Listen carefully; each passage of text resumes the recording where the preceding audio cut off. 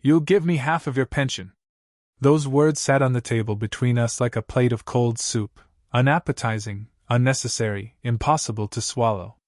My son said them plain, like he'd ordered coffee. He didn't look angry. He looked practiced. Expectant.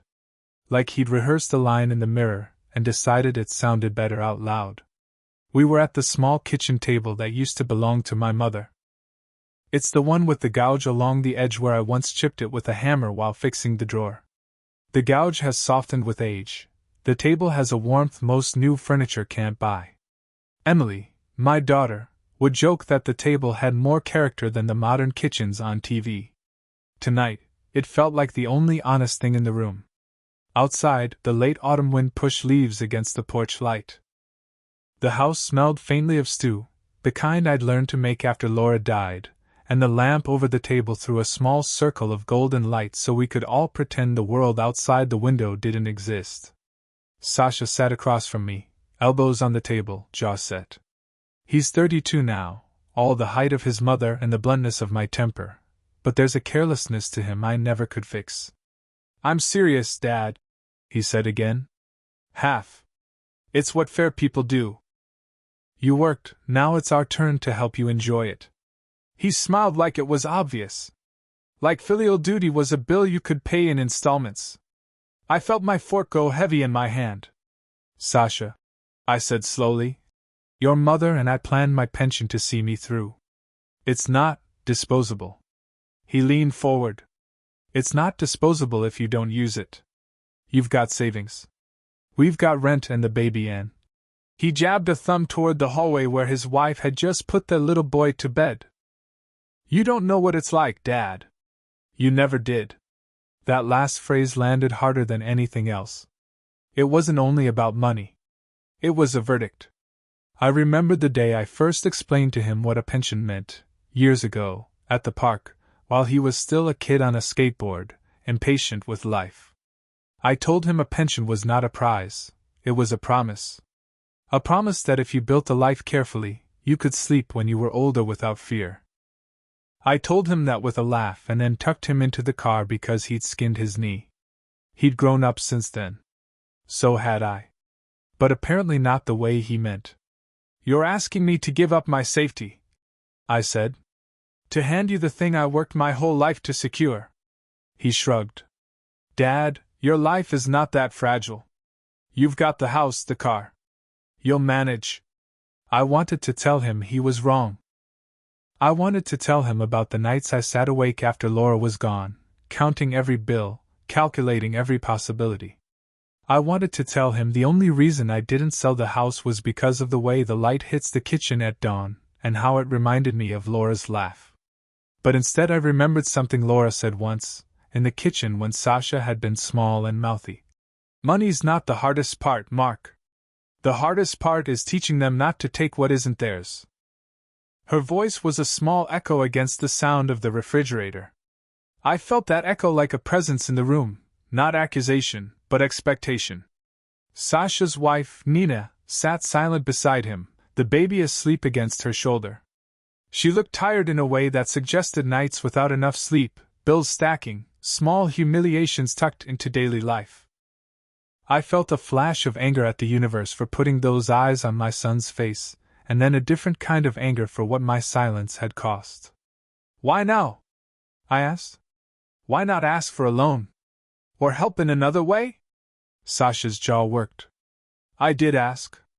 You told me to manage. You told me you wanted me to be independent. But independence doesn't pay the landlord. It doesn't pay for diapers and the doctor. You don't get it because you never had to get it. The dinner plate in front of me felt suddenly heavy and foreign. My hands didn't tremble, but there was a tremor under my rib that I couldn't steady. The room narrowed, the floor creaked in certain ways the house only did when it was paying attention. I thought about the life I'd built, a plastered ceiling, a lawn I mowed on Saturdays, a job that smelled of oil and machine grease, a quiet retirement account that had grown with slow, stubborn discipline. I'd made small sacrifices for years, skipping vacations, fixing things myself, bringing a leftover casserole to family gatherings. That was my currency. Sasha pushed the napkin aside.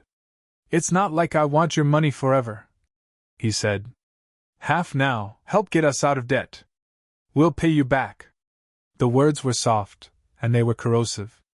I saw, suddenly, how he had rehearsed every response, the promise to repay, the list of urgent expenses.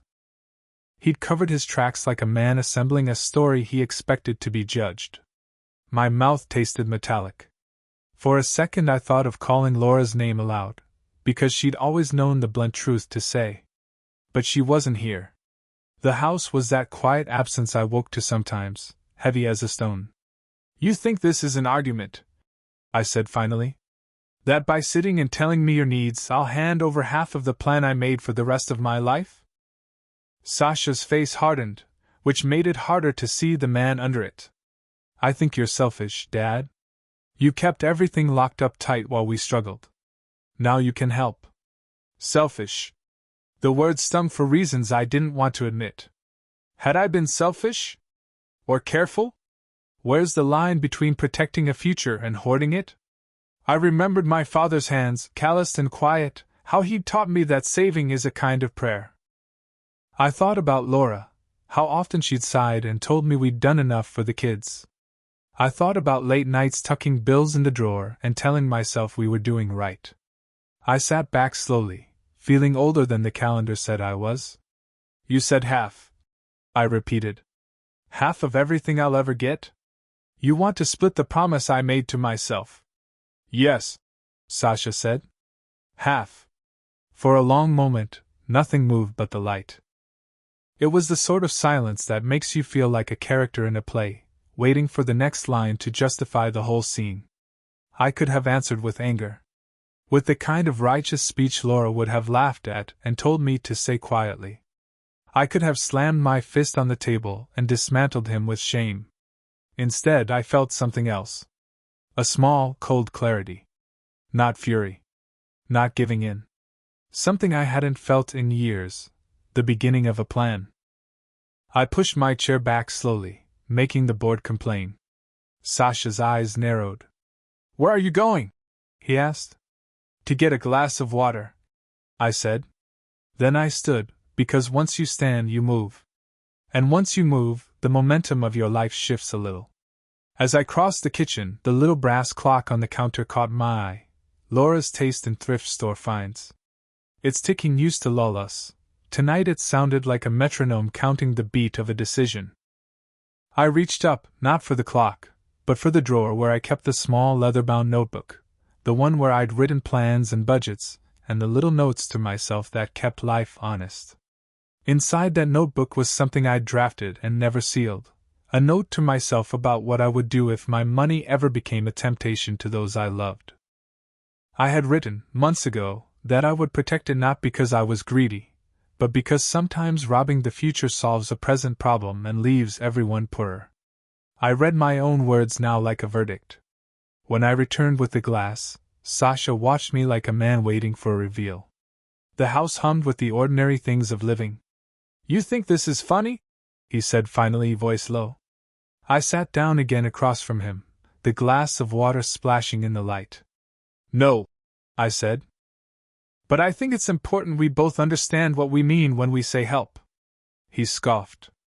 You're dancing around it, as usual. Maybe, I said. Or maybe I'm choosing how to teach you something you should have learned sooner. My voice was calm. Firm. The kind of calm that comes from turning inward and finding a steady heart. Sasha frowned. Teach me?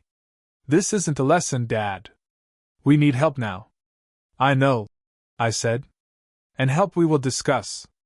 But half my pension? No. That's not help, that's a life-changing redistribution. If you want help, we talk about it. If you want fairness, we talk about it. But if you want to take what I've earned, we need to understand what that takes from us both. He opened his mouth, then closed it. The baby made a small noise from the hallway. Nina rubbed his arm, eyes pleading. You'll give me half of your pension, he said again, quieter, like testing whether words still held the same power when repeated. I looked at him for a long time, and in that look, a thought settled in me, not cruel, not petty. A lesson born of love and disappointment, yes, but not revenge for revenge's sake. If he wanted me to truly see, then he needed to feel the weight of asking. If he wanted an answer, he'd get one that forced him to reckon with his own choices, the cost of immediate relief versus the slow dignity of planning. Tomorrow, I said finally, we'll sit down with paper and numbers. I will not give you half tonight. But I will help you plan, and I will help you in ways that don't cost you your future or mine. I set the glass down so it chimed. And if you truly need money now, we'll find it together. But understand this, some things that look like generosity are actually the scaffolding of a life. Remove the scaffold, and the house falls. Sasha's face held for a second, then the practiced impatience returned. You always do this, turn everything into a project. He pushed back his chair. I'm done talking. He stood, and I watched him go, the light catching the back of his jacket like a shadow leaving. Nina followed, the baby rustling. The back door shut soft, then the car started, then silence. I sat there at the table with the empty plate and the brass clock ticking. Laura's absence was a kind of witness to everything. Her small admonitions were the deeper music in the room. I didn't know then whether I'd done the right thing. I only knew I'd set a boundary that felt necessary and started a plan in my head, a plan to teach, gently but firmly, that life is more than immediate relief, it's stewardship. Not because I wanted to keep money, but because I wanted us to be able to look each other in the eye in 20 years and know we didn't trade a future for a moment. I folded the napkin, put it on the plate, and reached for my leather notebook again. I was going to write what I intended to do next. Not to punish him, but to make him see that his demand had consequences, not cruel ones, but real ones. Because sometimes the kindest revenge is to hold the line and teach the lesson that saves both of you later. It's strange how a single demand can echo through days. You hear it even when no one's talking, in the hum of the refrigerator, the creak of the stairs, the wind under the door. You'll give me half of your pension. The sentence kept replaying like a stuck record, only quieter now, buried under the noise of routine. I didn't see Sasha for a few days after that dinner. The house stayed silent, like it was holding its breath. I went about my routines, feeding the cat, checking the mail, walking the same route around the block, but everything felt slightly tilted, like the gravity of the world had shifted a few degrees. On the third night, I got a message from Nina. He didn't mean to sound harsh. He's just tired. We're both scared. Can we come by tomorrow? I stared at the message for a long time. Scared. That word carried more honesty than anything Sasha had said all evening. Fear, that was the thing beneath the demand. Not greed, not entitlement, but the deep, human panic of watching life go wrong too soon. I told her yes. When they came the next evening, Sasha looked worn, the kind of tired that seeps into posture. He was holding his son Evan, who had one of those plastic toy cars clutched in his little hand.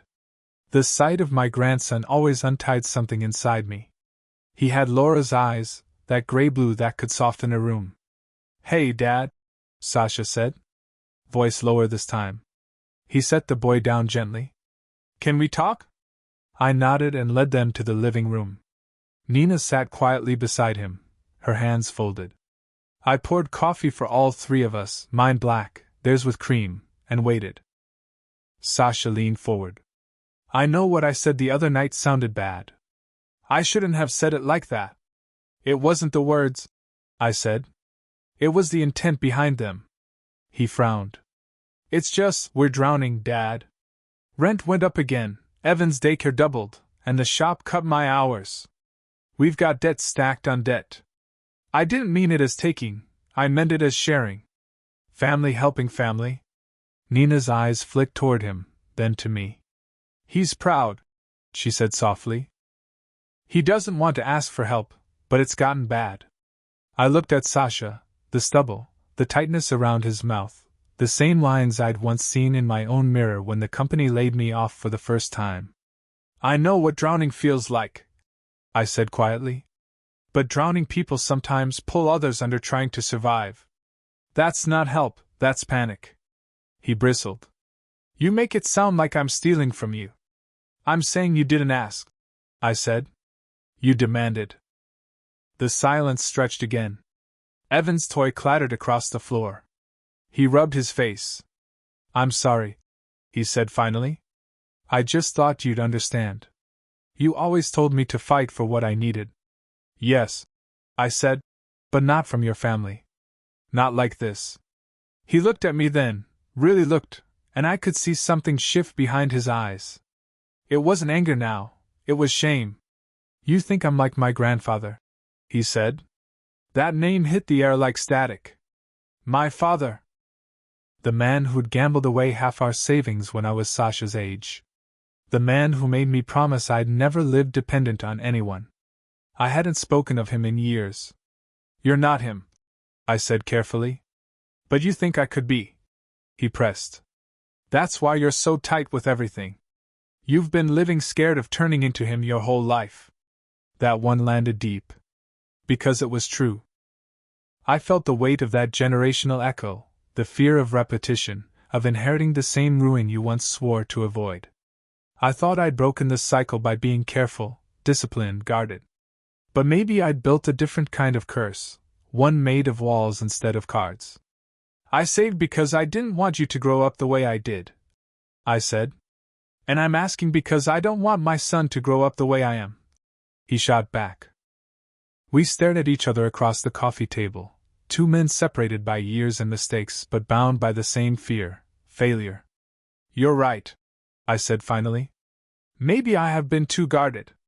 But Sasha, when you make demands like that, it doesn't sound like you're asking for help. It sounds like you're rewriting what's mine into what's yours. He slumped back, eyes glossy but dry. I'm just tired, Dad. Tired of trying and feeling like it's not enough.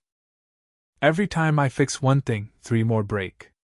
I can't give Nina the life she deserves. I can't even buy Evan a new bike without checking the credit card balance twice. And you sit here in this house, safe, comfortable, and I guess I started resenting that. There it was. The betrayal, not in what he wanted, but in what he believed, that my security was the reason for his struggle. That somewhere in the transfer of generations, he'd turned my stability into his cage. I didn't build this to make you feel small, I said quietly. I built it to show you it was possible. I know, he said. But it doesn't feel like that. It feels like you built a wall around it. Around yourself? The words stung, not because they were cruel, but because they were accurate. I'd built safety like armor, and somewhere along the way, I stopped letting anyone close enough to know how heavy it was to wear. I took a long breath. Do you really believe I'd let you drown if you asked me honestly? He shook his head. I don't know. You've spent my whole life teaching me to stand on my own. I thought if I showed weakness, you'd see me as a failure. I looked at him, at the exhaustion and pride and fear tangled together, and suddenly I didn't see a grown man demanding money. I saw a boy who never quite felt like he'd earned his father's approval.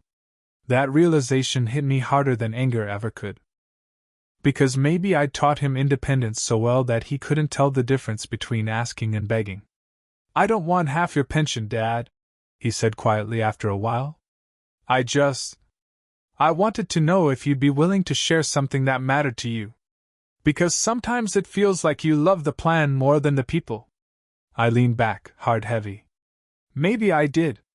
Maybe it was easier to love something that couldn't leave me. He looked startled at the honesty of it. I lost your mother, I continued. And after that, I lost the rhythm of what mattered. The house, the money, those were things I could still control. People, not so much. He didn't say anything. He didn't have to. We sat there a long time, 2 generations of silence unraveling. Finally, I stood. You'll have what you need, I said. Not half my pension, but something better. You'll have a plan. One that teaches you what I should have taught you years ago. He frowned.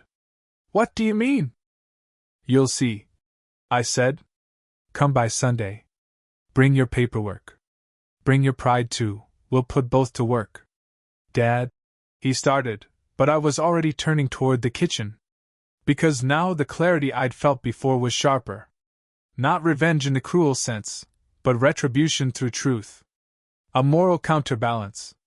If money had become the measure of worth in his eyes, then I would build a lesson that showed him what worth actually cost. He'd see what I saw, not through lecture, but through consequence. I looked at the family photo on the counter. Laura's smile caught mid-laugh, my hand on Sasha's shoulder, his head turned toward me with that teenage mix of trust and defiance. I touched the glass lightly. "I'll fix this," I whispered. "But not the way he expects." Because sometimes the only way to teach the value of something is to make someone carry the weight of it themselves, just long enough to know how heavy it truly is. I hardly slept that night. The house creaked in its old rhythm, wind brushing the gutters, pipes whispering in the dark, and every sound felt like a reminder of something unfinished. I kept hearing Sasha's voice. "You love the plan more than the people." Maybe he was right. Maybe somewhere between providing and protecting, I'd turned my love into a policy. But rightness didn't erase responsibility. It only clarified how fragile it all was. Around 2 a.m. I got out of bed, padded to the kitchen, and sat with my leather notebook. The same one that had survived layoffs, hospital bills, and mortgage scares. It smelled faintly of paper and oil and every version of myself that had fought to stay afloat. I opened to a blank page and wrote 3 sentences at the top. Purpose teach, not punish. Goal preserve dignity for both of us. Outcome let him feel value, not receive it. Then I began to outline a plan that wasn't about money at all. If Sasha thought half a pension equaled fairness, I'd show him what half of a life's work really looked like. Not with anger, but with demonstration. 1. Audit the truth. The first step was numbers. I listed every expense, every deduction, the tax I still owed, the insurance I still carried, the quiet costs no one sees. By dawn, the kitchen table looked like a small accountant's war room. Rows of figures, arrows, notes. I wanted Sasha to see the hidden scaffolding of comfort, the structure that kept the roof standing. 2. The ledger test. Sunday, when he came by, I'd hand him my notebook and a blank ledger side by side. He'd have to build a month's budget from scratch using my income and his own. No speeches, no judgment, just arithmetic. Real numbers have a way of burning illusions faster than lectures. 3. The trust account. If he passed that test, if he proved he could understand balance, patience, and consequence, I'd open a small trust in Evan's name, funded not from guilt but from intention. My condition: Sasha would contribute to it every month, even if it was only $20.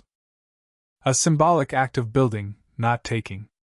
This, I decided, would be my revenge. To turn a demand into discipline. To force him to stand where I once stood and see what building something really costs. By Sunday, I'd rehearsed the conversation 100 times. He arrived right on time, a sign that pride hadn't beaten curiosity. Nina stayed in the car with the baby. She looked tired but hopeful. Sasha stepped inside and eyed the table covered in papers. "Dad, what's all this?" "Your half," I said simply.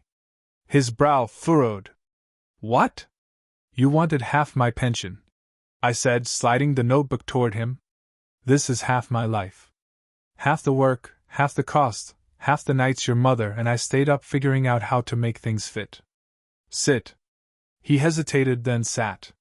For the next hour, I walked him through it, the deductions, the health insurance, the property tax, the emergency fund, the inflation that eats more every year. I explained how compound interest worked, how tiny decisions, coffee out, a new phone, another loan, bleed value invisibly. At first he listened politely, clearly waiting for a hidden moral.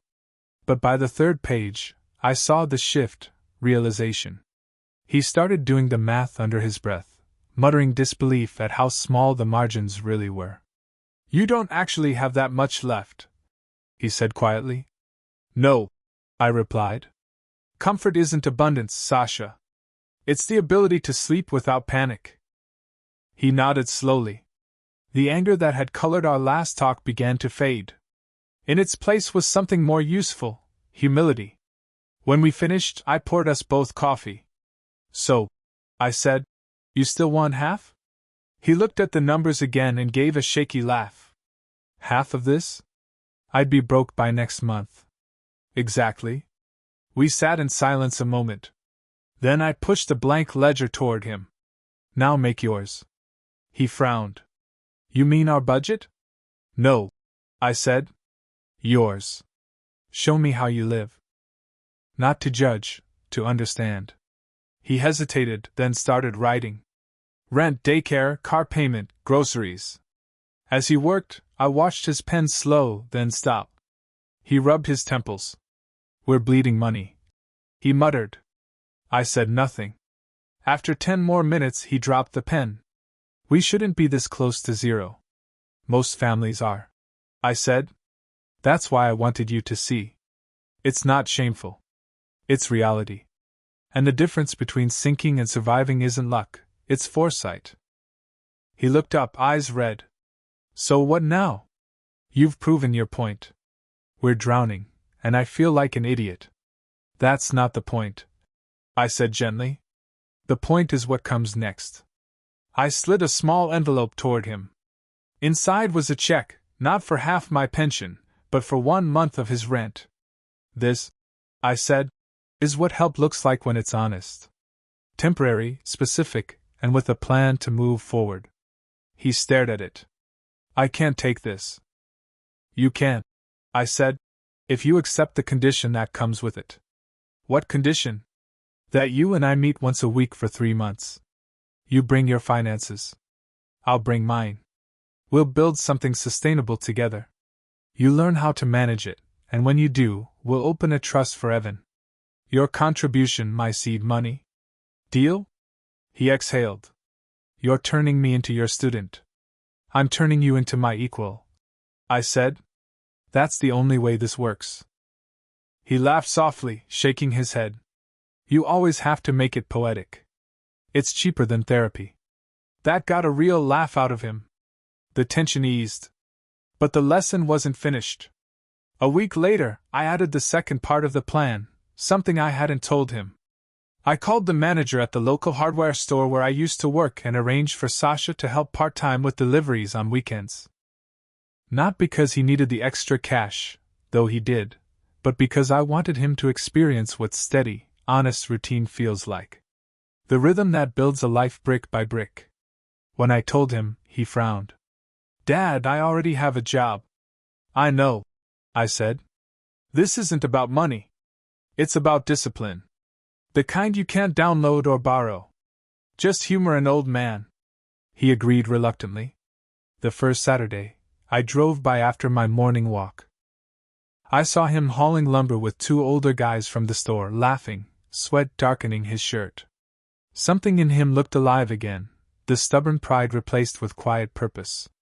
That night he called me. You planned this, didn't you? Of course. He chuckled. You're impossible. Maybe, I said. But are you learning something? He paused. Yeah. That control feels better when you earn it. I smiled. That was all I needed to hear. By the end of the 3rd week, our meetings had turned into something more than lessons. We started talking about other things. Laura's recipes, his childhood, small memories I'd forgotten to share. Sometimes Evan joined us, stacking coins like building blocks while Sasha and I debated budgets. One night, Sasha looked up from his notes and said, You know, I used to think you saved because you were afraid to lose. But you saved because you wanted to give. Exactly, I said. Giving means something only when it costs you effort, not identity. He nodded. I get that now.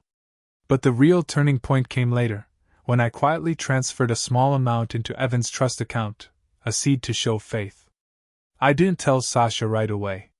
I wanted him to feel the process first. When he discovered it, a notice from the bank in the mail, he showed up at my door that evening. You already started it, he said, holding the letter. Yes, I said. Because I trust you to keep it alive. He looked at the paper, then at me. You really think I can? I know you can. The only thing you ever lacked was patience. He laughed softly. Guess that runs in the family? We stood there in the doorway, 2 generations finally aligned, both tired, both wiser, both learning that love can sound like resistance before it feels like grace. That night, after he left, I sat again with my notebook. On the last page, I wrote one sentence. The revenge is complete when understanding replaces resentment. Because that's what it was now, not revenge and anger, but a restoration of balance. I closed the book, the house quiet around me, and realized I'd taught him what my father never taught me, that security isn't money. It's maturity. And maybe that was the truest inheritance I could give. For the first time in weeks, I woke before the alarm and felt clear. The morning light was thin and blue, the kind that makes everything look honest. The notebook lay open on the table, yesterday's figures still visible like ghosts of intention. I'd made my decision. I wouldn't just tell Sasha what integrity meant, I'd let him discover it. Teaching by comfort never works. Teaching by consequence does. That Sunday, I invited him for breakfast. Pancakes, his mother's recipe, and the smell of fried butter filling the kitchen. He arrived in his work jacket, tired but less defensive. Nina came too, Evan in her arms, still half asleep. After we ate, I pushed a folder across the table. I've been thinking, I said. You're right about one thing. Maybe it's time to share what I've built. But if we do this, it has to be earned, not handed. He frowned. What do you mean? I opened the folder.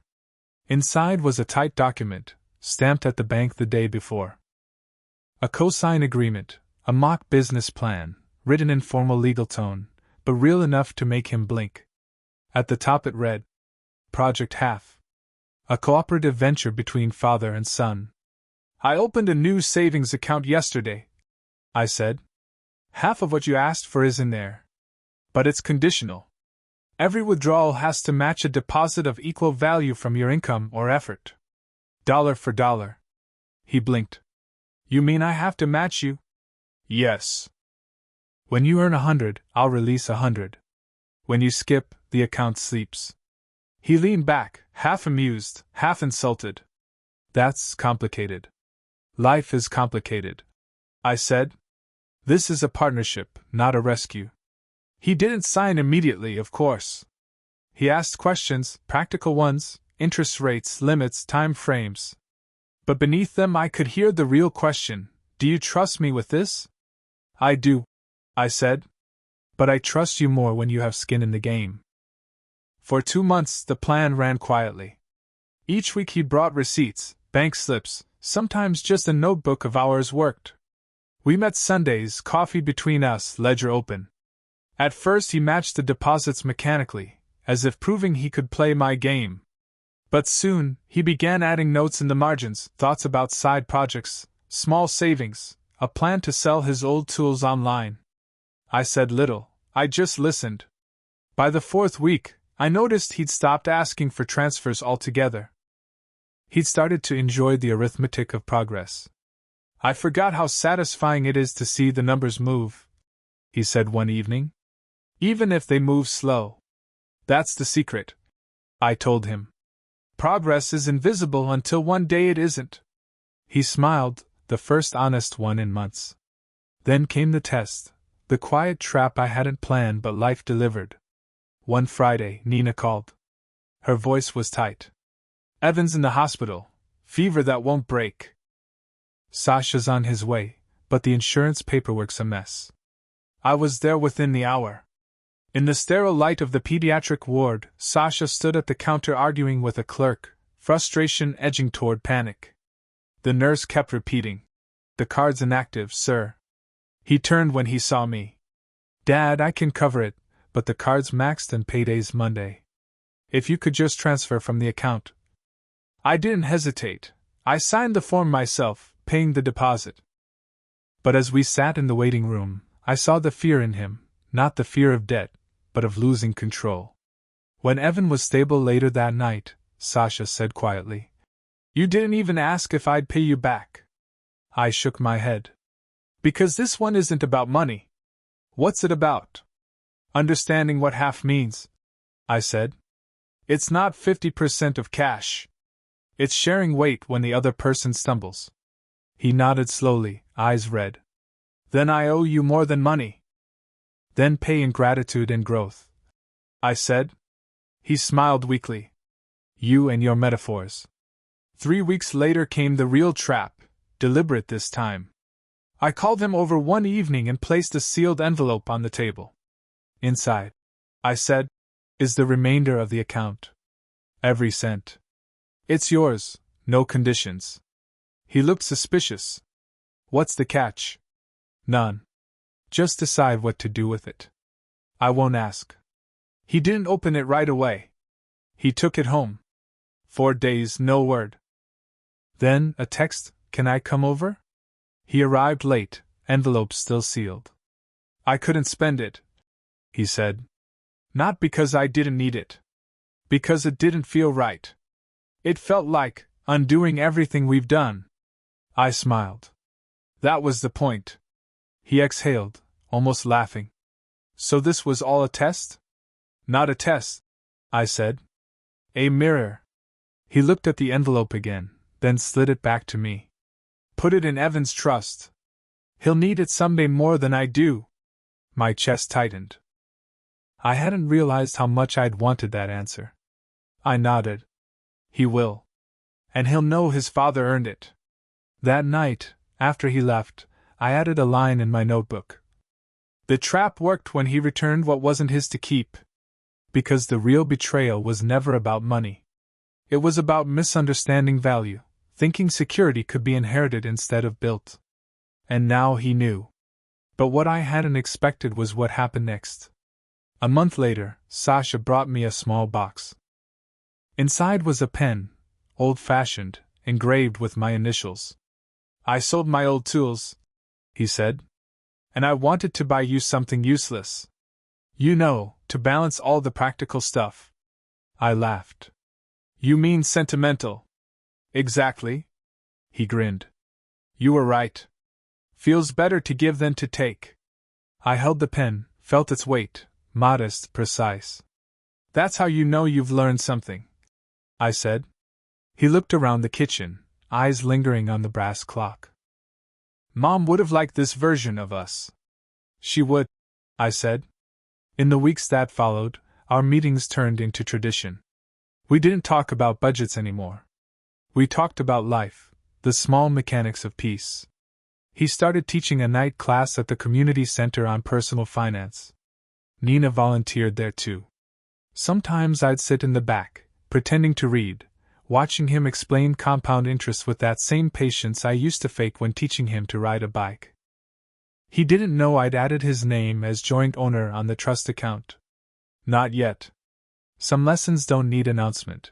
They reveal themselves when timing is right. One evening, he caught me looking at the old pension binder, the one that started all this.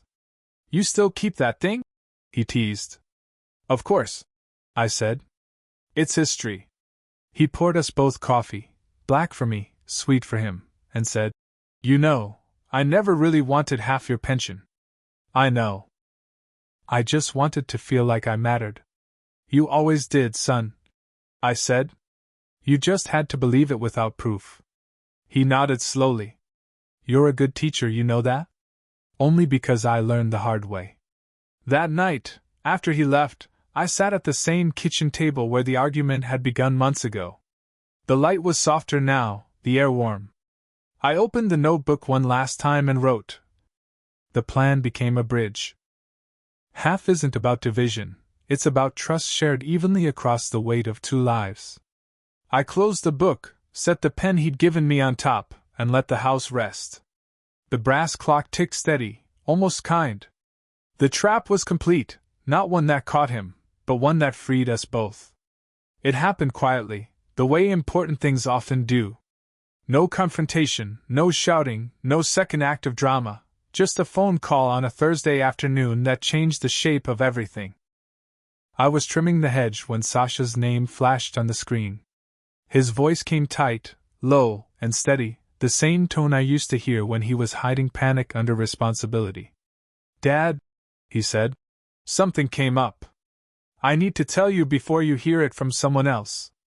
That phrase, before you hear it from someone else, pulled all the air out of my chest. He took a breath. The garage I work at, the owner's retiring. He offered to sell me half the business. Good deal, trust me. But the down payment's steep, and the bank wants collateral. They said if I can show family backing, they'll approve. I waited. I was thinking of using the joint trust as leverage, he said carefully. But only if you agree. There it was, the final test I hadn't planned but life had.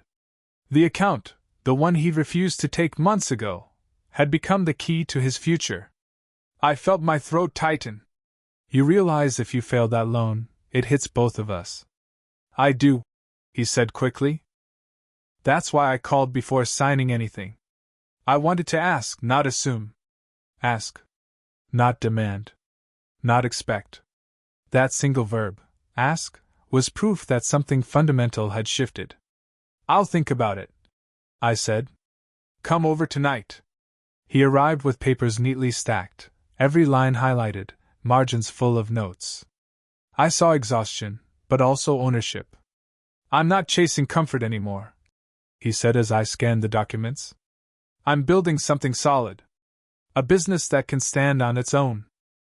I read in silence, remembering the boy who once refused to read instructions when assembling his first bike, claiming he could figure it out. Now he'd annotated every clause. This isn't just buying half a business, I said finally. It's buying a lifetime of work. You sure you're ready for that weight? He nodded. You taught me to lift it slow. The irony wasn't lost on either of us. I set the papers down. All right, I said. Let's make this official. We went to the bank the next morning. The same branch where I'd opened my first savings account 40 years earlier. The manager, gray-haired and polite, recognized me and smiled like a man greeting his own past. When the time came to sign, the clerk handed the pen to me first. The black line on the document might as well have been a tightrope across generations. I looked at Sasha, his hand steady, his eyes clear. You're sure? He nodded. Completely. I signed. Then he did. No fanfare. Just ink on paper, the sound of continuity. But when we stepped out into the sunlight, I saw something shift behind his eyes. Not relief, responsibility. The kind that makes a man stand taller even when the world still weighs the same. A month later he called again, not panicked this time, but torn. Dad, he said, the first quarter's rough. We're short on payroll. I could take an advance from the trust, cover it, and pay it back next month. It's technically legal. Technically. The word that always hides trouble. Do what you think is right, I said evenly. He went silent. That's the test, isn't it? I didn't say that. You didn't have to. Then he hung up. That night I didn't sleep much. Not out of worry for the money. Money had never been the real currency between us. But because I wanted to believe he'd choose correctly without my hand on the wheel. Morning came, gray and uncertain. No calls. No updates. By noon, I decided to drive to the shop. The garage sat on the edge of town, all corrugated metal and the smell of oil and effort. I walked in quietly. Sasha stood near the counter, sleeves rolled, hands black with grease. He was talking to an employee, a younger man, explaining payroll math on a scrap of cardboard. Cut my pay this week, he said. Use it to cover theirs. I'll take it back when we're steady. The kid looked unsure. Boss, that's not how. It's how we do it here, Sasha said. They work hard. They get paid. My throat tightened. He hadn't seen me yet. When he finally did, he smiled, weary, but unashamed. You checking on me? Habit, I said. Old fathers don't retire from worrying. He wiped his hands and nodded toward the office. Come on. Inside, the desk was cluttered but alive, invoices, a half-eaten sandwich, a mug that read World's Okayest Mechanic. He sat, exhaled, and said, I didn't touch the trust. Thought about it all night. Decided if I start using it for every problem, I'll never stop. Better to sweat now than regret later. I just nodded. Words would have ruined the moment. He grinned. Still proud of your trap? I'm proud of what walked out of it, I said. Weeks passed. The business grew. He learned the rhythm of risk, how success always flirts with disaster, and how endurance is the real profit. Then one day, he called me back to the garage. Got something for you, he said. He handed me a folder, thick, official. Inside, transfer papers. What's this? He smiled. My half of your pension. I blinked. What? He laughed at my confusion. I set up an account in your name. Every month, I deposit part of my earnings. Call it interest on all the lessons you loaned me. Sasha. It's non-negotiable, he said. You taught me to invest in what lasts. This, he gestured between us, lasts. For the first time, I didn't have an answer. Just quiet pride and a lump in my throat that tasted like every unsaid thing between fathers and sons. That night, I sat in the same chair where he'd once demanded half my pension. The lamp cast the same circle of light on the same wooden table, but everything inside that circle had changed. On the table sat his folder, the business card with his new title, co-owner, Silverline Auto Services, and a small note he tucked inside. You were right, comfort isn't abundance. It's peace. Thanks for teaching me to earn it. I smiled, eyes wet. The revenge was complete, not as punishment, but as inheritance. He'd once tried to take my future. Now he was protecting mine. Weeks later, at Sunday dinner, he noticed the envelope sitting on my shelf, the old one he'd returned months ago. You kept that? He asked. Of course. It's the turning point of our story. He laughed. You and your symbols. They help me remember, I said. He poured coffee, his blend now, not mine, and handed me a cup. Still bitter? He teased. I took a sip. Sweet, balanced, alive? Not anymore. Evan, now 4, ran through the kitchen holding a toy wrench. Daddy says he's fixing cars like you, Grandpa. I looked at him, the third link in a chain we'd spent years reforging, and felt something settle deep and calm inside me. 3 generations of men. One learned through error, one through effort, one through example. Laura would have smiled. That night, I wrote a final entry in my notebook. The trap was never for him alone. It was for me too, to see if I could let go without losing meaning. He asked for half. I gave him wholeness instead. I closed the book and placed it beside the brass clock. Time ticked steady. The house no longer felt like a vault, it felt like a bridge. And somewhere in that rhythm, I realized what revenge truly is when it's done with love, not retaliation, but restoration. Not the end of trust, but its rebirth. It's been 12 years since that conversation at the kitchen table, the one that started with anger and ended with understanding. 12 years since my son asked for half my pension, and I nearly mistook desperation for betrayal. 12 years since I decided that revenge, if it had to exist, would take the shape of teaching instead of punishment. Now I'm 71. My hands shake a little when I write, but they still remember how to hold a wrench, how to pour coffee without spilling, and how to steady the world when it starts spinning too fast. Sasha runs the business full-time now, his business, though he still pretends it's half mine.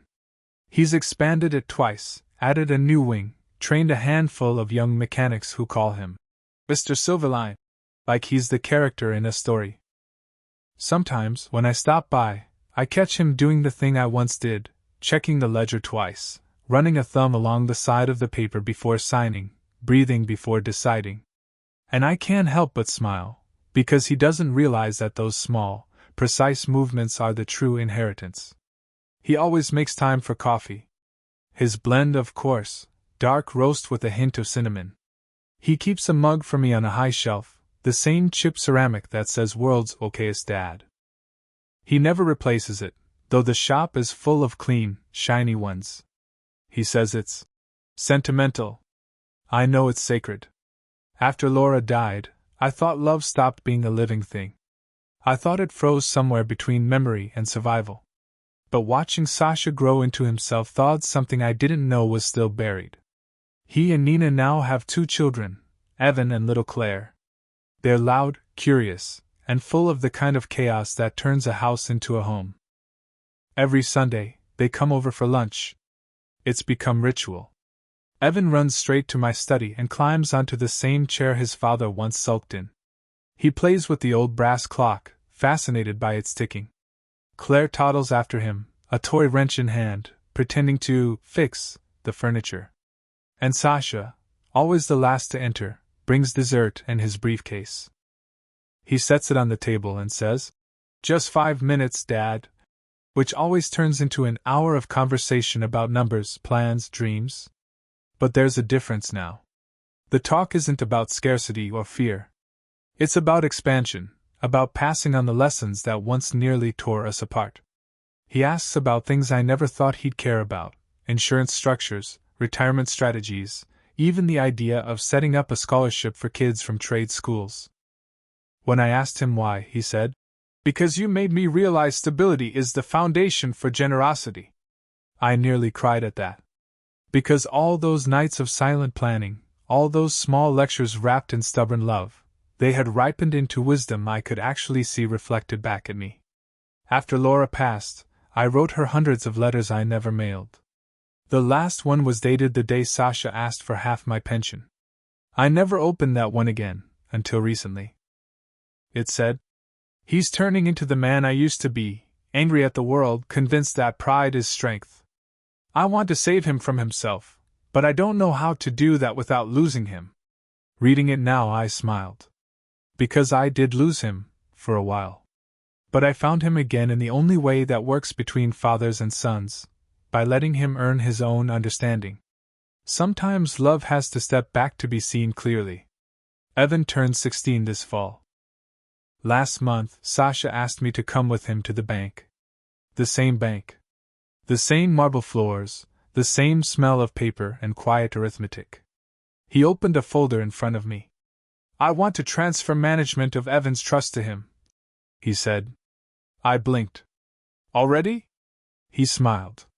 "You taught me that responsibility only grows when you give it early." The banker handed Evan the pen, and for a moment I saw time fold in on itself, my hand guiding Sasha's, his hand now steady over his son's. Evan hesitated, looked at his dad. "Are you sure, Dad?" "Completely," Sasha said. "It's not about the money. It's about learning how to respect it." He signed, and I swear I heard Laura's laughter in the echo of that pen stroke. 3 generations, 1 lesson, recycled, refined, reborn. Afterward, we stopped for coffee. Sasha ordered the same thing for both of us, 2 cups, no sugar. "Balance," he said with a grin. He leaned back, stirring his cup lazily. "You know, Dad, Evan asked me the other day what it means to give half. He heard the story, the version Nina tells anyway, and he wanted to know if I ever got it." "What did you tell him?" I said I did. "But not the way I expected." "How so?" He smiled, that quiet, knowing kind of smile that only comes from earned peace. "I asked for half your pension. What I got instead was half your patience, half your faith, half your wisdom. And the more I use them, the more they multiply. Guess that's the trick. You can divide love and still end up with more."